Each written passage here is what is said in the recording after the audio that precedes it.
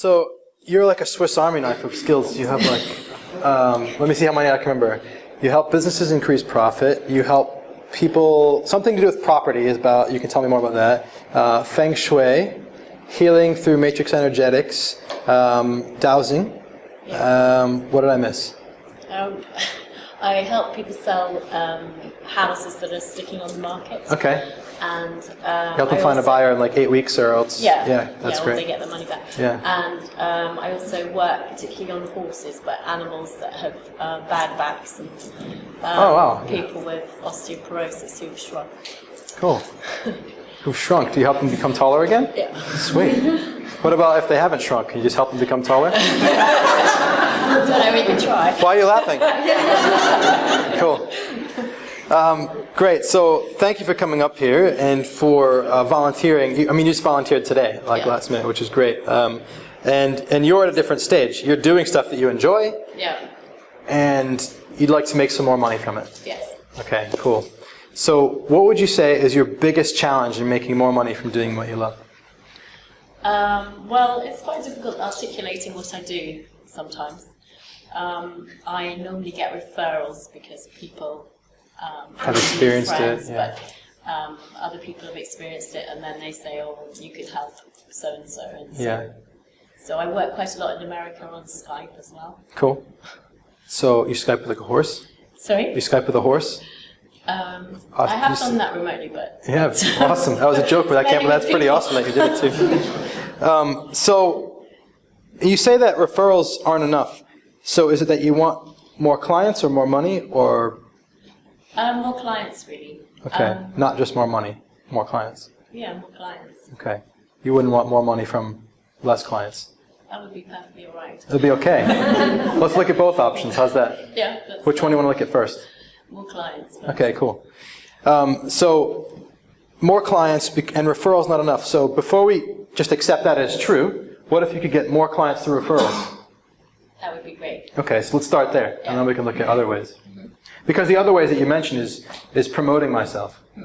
And the only reason I'm not going there first is because I personally succeeded creating clients through promotion.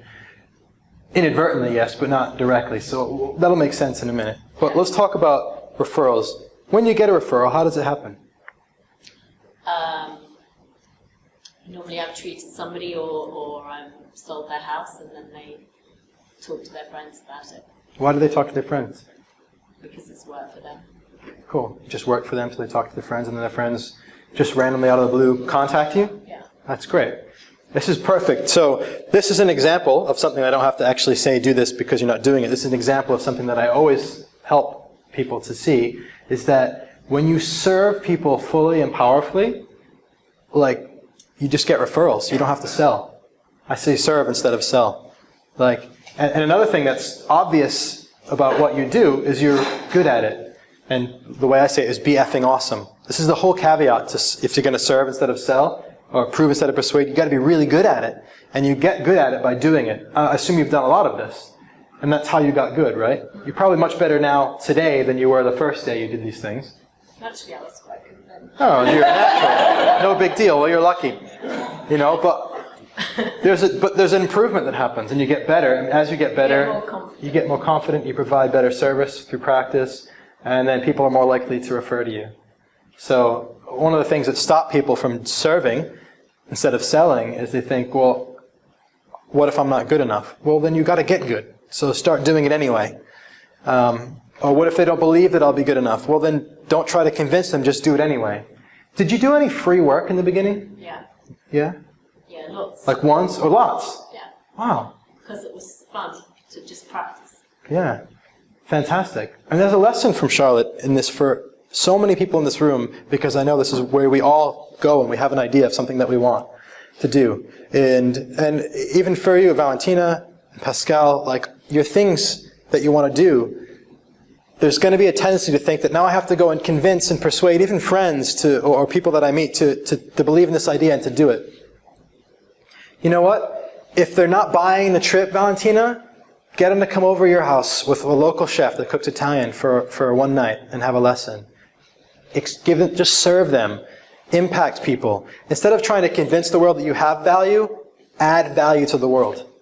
which you did, and I love it. It's beautiful. You did a bunch of stuff for free a lot. You helped a lot because it was fun. Perfect. And then people started to come back for more. And it would be nice if that happened more often. What you're doing right now is riding the waves of your referrals in what I would call a passive way. And that works. You impact the world and you passively allow things to come to you. You're open to receive that when it does come.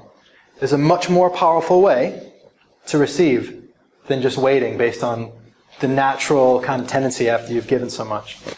It's a kind of a biblical line. Maybe you've heard of it. Not that I'm a biblical guy, but blank and you shall receive. What's the word? Give. No, it's not give. You didn't study the Bible. It's ask and you shall receive. Huh. So there's a study that was done that I can't quote exactly, but a friend was telling it to me recently about it. He was writing an essay about it. And the study was about the different groups of people, which they consider the takers, the matchers, and the givers. And it's the takers are the people that just go out trying to get for themselves. The matchers are kind of tit for tat. I'll do something for you if you do something for me. And the givers are the ones that just go out into the world and serve. You're a giver. That's clear, right? You go out into the world and you just do stuff because it's fun. You want to help people. Now, givers can be divided into two very distinct camps. The ones that are completely loaded and the ones that are broke. Right? In general, I'm exaggerating, but there's people that give and their life turns out pretty awesome. They get a lot of great stuff. They receive a lot of stuff from return. And there's the people that don't. And one of the major distinctions between these two groups is these people are also willing to ask. And these aren't. They just give, give, give. Like, don't be Mother Teresa. Only Mother Teresa. Be willing to ask as well. Because you have to ask in order to receive. And so there's different ways of asking. There's putting up a website. It's like a soft ask. In case you're interested and you come to this website, there's a little door you could kind of knock on and you'll contact me and then we start a conversation. Maybe you have a website. Yeah. So you're asking in that way. That's like passive asking. An active ask would be a simple question, which I just shared at the break with a woman. And that question is, who do you know? ... Who do you know who is short that didn't used to be? Or who do you know? Who else do you know? Who do you know who's trying to sell a house that hasn't been able to?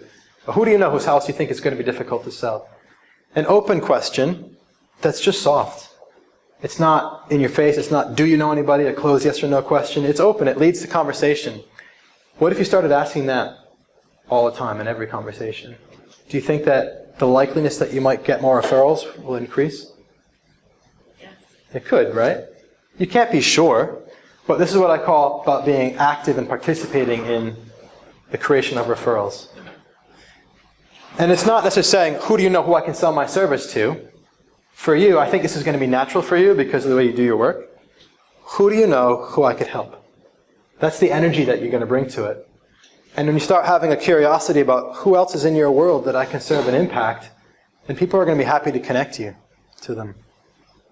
It's such a small change, but when you make that part of your way of operating, you become active in the process of generating referrals.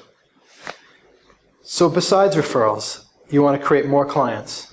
And you said that you wanted to promote yourself more, but you weren't so comfortable with that. So tell us about that.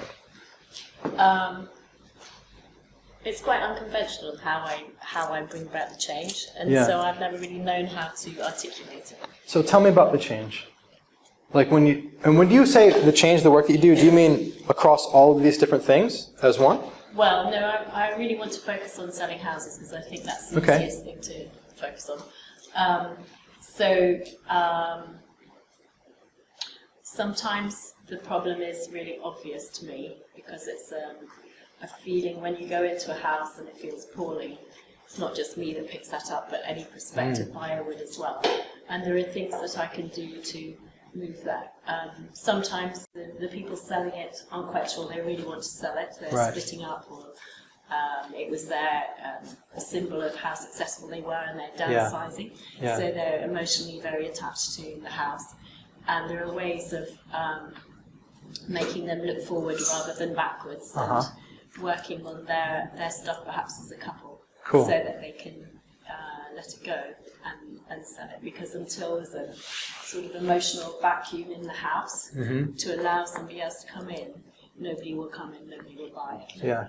So that's the sort of thing that I do. I love it. But it's quite unusual to do it like that. Is it hard to believe sometimes for people? Yes. Okay. Yeah. That's why referrals work better, because Sure. people say, "Oh, I sold mine the following week," or whatever. Do you ever meet people who haven't been referred and you tell them about what you do and they seem like, oh, it sounds like a good idea, but I'm not really buying it? Yeah. Yeah. And so this is where the prove instead of persuade will come in, right? Yeah. And so my first question is always, how can you give people a small experience of what you do before they have to decide to buy? It's really interesting. I'm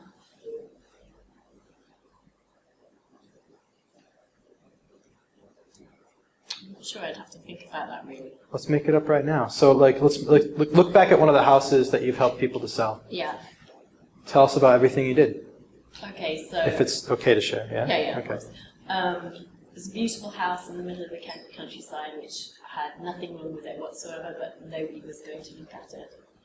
And the lady selling it thought that the market meant that it wouldn't sell.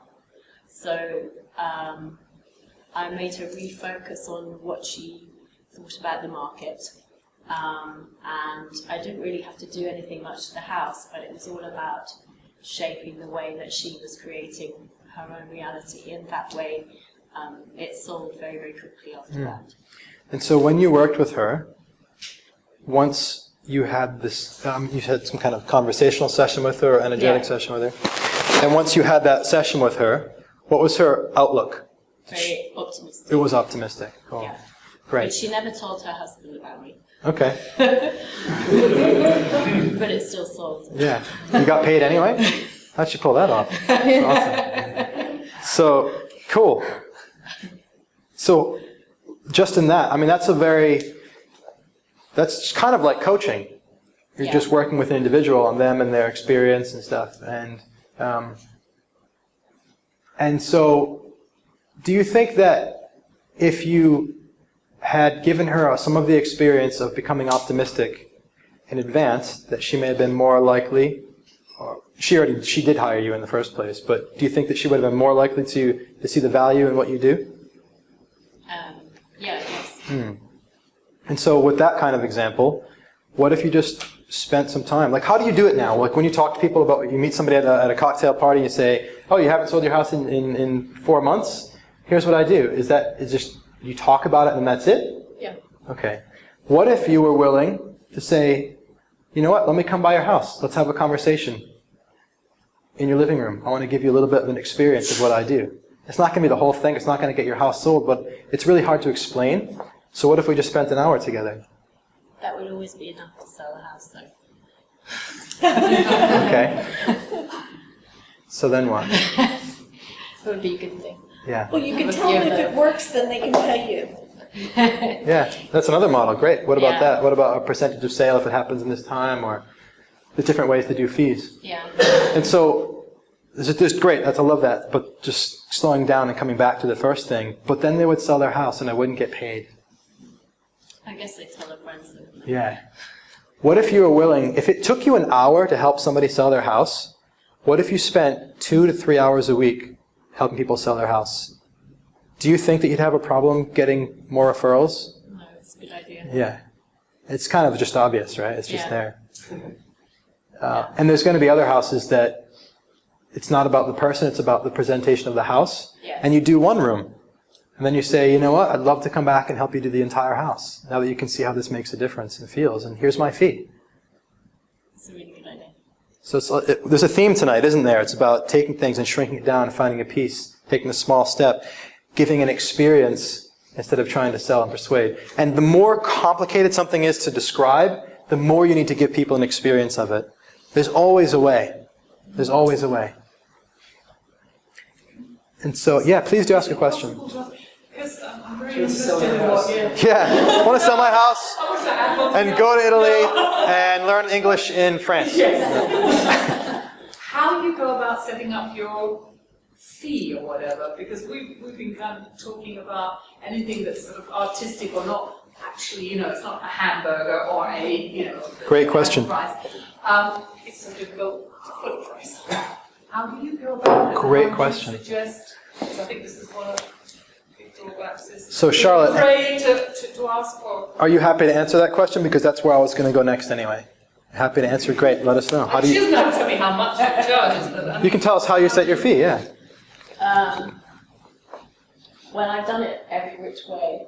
Basically, I was a therapist, so I knew how much I charged an hour, and I basically thought that by the time I get to a house in the southeast and spend time doing it, it's probably 5 hours. So I calculated it on that basis initially. But when I work on Skype, I set it in a different way, and I can still do everything I need to do remotely, which is a bit far-fetched, but it does work. Okay, cool. Would you like some perspective on different ways? Cool. So, particularly with service-based business and service coming from an individual, this is the way I see the evolution of the way people price. In the beginning, you get some certification or qualification, and you don't know how to price, so you price yourself comparatively based on what other people who have that same certification or skill level charge. So I just became a therapist, and other therapists in this area charge that much, so this is what I'll charge, comparative pricing. And then you do some of that for a while. You get paid that much because this is what other people charge, and you're comfortable talking about that. But then after a while, you start to get kind of good at what you do, and you start to see yourself as a little bit different, and you have something special and unique to offer. And you might get the confidence to say, you know what? I'm worth more than that. And it becomes less about comparative pricing based on your certification and more about your personal identity. So you transition into what I call an identity pricing model. And your pricing starts to become about your own self-worth. Did you experience that transition to start charging more because you know you're good at what you do? Yeah. Right. And people that do that, they start making decent money, enough money to maybe live off of. And then there's a third stage that's really rare, and I'd say it's the top 10%. And it's the stage where you stop seeing it as identity and or skills, and you start seeing that the thing that you're selling is not about you at all. It's about the results and the value it has to the person. And it's a tough jump to make because it's actually jumping to the point where you realize it's not about you at all. But it's so true. And I used to be in real estate. I used to be an estate agent in the States, and you sell houses. That's how I got into investing. And I used to go into a house of a seller, and you've probably seen this in your industry, and the seller would say, my house is worth $500,000. And I'd say, it's probably only worth like $350,000. No, it's worth $500,000. I used heavy-duty nails. Okay. I'm sure that's good, but it's probably, okay, we argue, we come over a price, they price it at $435 or something like that. And of course it doesn't sell. The asking price is so high, it's just out of the ballpark. And it ends up selling at some lower number, $360, $340, whatever. Because the truth is, the reality is that sellers don't determine the value price, the buyers do. Because the worth comes from the perspective of the person with the money, the person paying for it. All you can do is ask. You have no say over how much something's worth. And so in stage 1 and stage 2, we're trying to tell you how much this thing is worth to you. But we're not going to risk it being too high. We'll keep it really low. And you never kind of realize that you're undershooting it because you never overshoot it. But what if instead of playing the game where you always kind of risk hitting the bottom, you risk hitting the top? And what if you started asking a little bit too much and started allowing the buyer to decide what was enough, what was too much? There's a whole bunch of things that come along with this. As soon as you start asking for 10 times what you ask now, some people are going to go, oh my God, are you crazy? That's ridiculous. And you're going to have to deal with that. And one of the things that will come up over the way is like, oh my God, she doesn't think I'm worth that much. Or he doesn't think I'm worth that much. Oh, you're slipping back into that second stage where it's about you. It's not about you. You forgot. And so there's a game. There's coaching there. It's being reminded. It's reminding yourself that it's not about you. It's about them. And it's allowing the buyers to determine the value. And all you're doing is offering or asking for a price. And maybe you can get twice as much what you're getting paid now. Maybe 10 times as much. Who knows? I play this game a lot with clients. Think about a high-priced house sale that was from your past. Yeah. That was somebody who was so frustrated, so fed up, and after you came into their life, they were so thankful. And I'm like, oh my God, that was so worth it. Fantastic, thank you. Think of that one person right now in their house. Do you have an example? Mm-hmm. Okay, great. Now, Is there just like a first name or something for the example? Jane. Jane. Okay, so imagine, this is kind of a weird story, but just stay with me for a second. Imagine Jane was sleeping in her bed tonight, and in the middle of the night, an evil genie came into her bedroom and woke her up and said, "Hey Jane, wake up, wake up, wake up. I'm an evil genie and I'm broke. I'm going to give you 7 days to come up with X amount of pounds, or I'm going to send you back in time to before you ever met Charlotte and you never get to." How much money do you think the genie would have to say for Jane to say, "You know what, forget it, genie, it's too much money, send me back. It's not worth it." How much money would Jane say, "Forget it, send me back, it's not worth it. I don't care if I ever meet Charlotte, I'll go back to that situation without her help"? Yeah. What would it be? About 1,200 quid, I reckon. 1,200 quid. And what did you charge her? 250. 250, cool. That's a little over 4 times the price. 1,200 quid is what you should be charging women in a position like Jane. Because it's what you intuitively know it's worth to them. Start there. Maybe you're wrong. Maybe it should be 5,000. I don't know. But the first step for you to do is to go with that number from that kind of genie example. Because that's the number intuitively you know that's worth to them. Right now you're making it about you, not about Jane. And that's not serving you or her. Does that help give you some insight into pricing? Kind of. What's your question? Let's go there. No, I'm just always interested in how Is there a specific? my personal, Okay. yeah, personal and, Yeah. and I kind of go with I've tried that. Sometimes you can go with it. You need a bit of confidence, and then suddenly, oh. But then occasionally, as you say, it happens that somebody doesn't give you and knocks you right down. And then I find, as not as a just being, a humble artist, that I get knocked. And that's me. As an artist, that puts me back because I'm thinking me, and I'm not good enough, and what have I been doing? Of course you do. And what you said is true. You need confidence. If you're in stage 2, if it's about you. And so that's my challenge to you. Whenever you believe that you need confidence, you're still believing it's about you. And as an artist, I know it's challenging because it's a creative work of art. It's an expression of yourself. And to think that it's about the value to them. You get insulted, don't you? Yeah, you get insulted. But you still have to think like this piece is going to leave my world and go into their world, and it's going to be about them and the people that come into their home, if it's visual art or music or whatever. And it is about them. And whenever you feel fear or anxiety, my challenge to you is that it's still about you. Yes?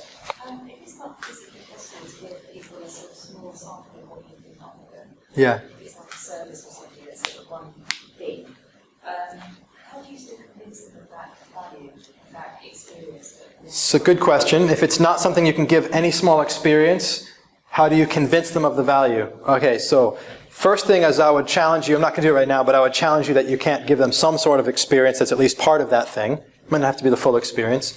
So maybe at the pub after we can talk about it. But assuming that were true, because once in a while maybe it is, instead of convincing, I would give them the experience virtually by telling them a story about somebody else who experienced it.